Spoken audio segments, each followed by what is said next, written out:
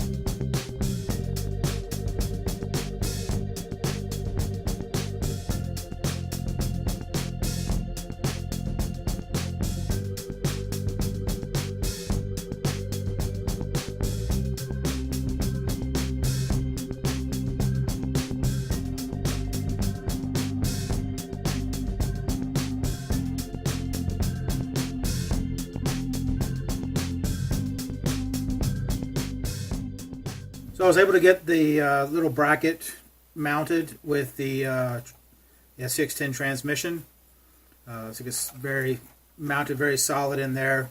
The one screw goes right through, the other through the plate. The plate's solidly mounted to the chassis, so that actually works really well. It doesn't give you much clearance between the servo, but that's all you need, just enough. It gets the motor tucked away up underneath the hood, and it gives you plenty of room for mounting the body. There's tons of room in here with this setup. The only thing we'll have to do is, to figure out what drive shaft we'll have to go from here to here. But that's not really that big of a problem to come up with something. After I did this, I noticed that the panhard bar was hitting on the bottom of the shock. So these obviously aren't stock factory shocks, and they're just a little bit wider.